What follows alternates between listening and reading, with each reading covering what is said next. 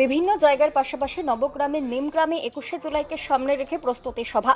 জানা গিয়েছে সামনেই 21শে জুলাই, আর এই দিনটিকে প্রতি বছরের ন্যায় এবছরও পালন করতে বিভিন্ন জায়গায় শুরু হয়েছে প্রস্তুতি বৈঠক।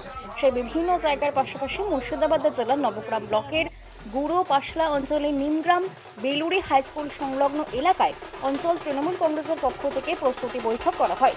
এই প্রস্তুতি সভাতে উপস্থিত ছিলেন নবগ্রাম বিধানসভার বিধায়ক কানাই চন্দ্র মণ্ডল, নবগ্রাম ব্লক তৃণমূল কংগ্রেসের সভাপতি মোহাম্মদ এনায়েতুল্লাহ, গুঁড়ো পাশলা অঞ্চল তৃণমূল কংগ্রেসের সভাপতি বদিরুজ্জামান, কৃষি কর্মাধ্যক্ষ হাসান বাসরি, স্বাস্থ্য কর্মাধ্যক্ষ সনাতন মণ্ডল, এছাড়াও বিশেষ নেতৃত্ব রুবেল আলী সহ আরও বিশিষ্ট ব্যক্তিবর্গ এবং কয়েক হাজার কর্মী সমর্থকেরা উপস্থিত ছিলেন।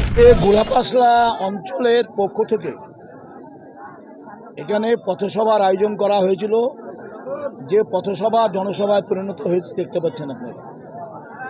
মূলত 21শে জুলাই আমাদের প্রতি বছর যে জমায়েত হয় ধর্মতলায় শহীদ তর্পণের জন্য, সেই সভাকে সফল করার জন্য আমাদের এখানে সভা অনুষ্ঠিত হচ্ছে, পথসভা।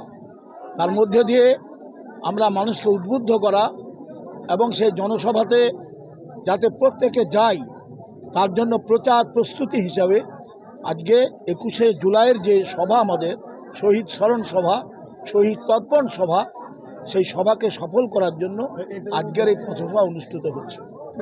এবং এই সভার মধ্যে দিয়ে আমরা মানুষের কাছে আজকে সরকারের যে জনকল্যাণমুখী কর্মসূচি, যেভাবে সরকার উন্নয়ন করছে মানুষের স্বার্থে, কৃষক বন্ধু থেকে শুরু করে লক্ষ্মীর ভাণ্ডার থেকে শুরু করে বিনা পয়সায় রেশন থেকে শুরু করে স্বাস্থ্যসাথী, কন্যাশ্রী, রূপশ্রী, বার্ধক্য ভাতা, পেনশন, আজকে লেখাপড়া, শিক্ষা, স্বাস্থ্যক্ষেত্রে স্বাস্থ্যসাথী, সার্বিকভাবে আজকে পরিকাঠামোগত উন্নয়ন, রাস্তাঘাট সব নিয়ে সরকারের যে সাফল্য, সেই সাফল্যকে আমরা তুলে ধরার জন্য আজকে পথসভার আয়োজন করেছি এবং মানুষকে উদ্বুদ্ধ করার জন্য আমরা এই সভার আয়োজন করেছি।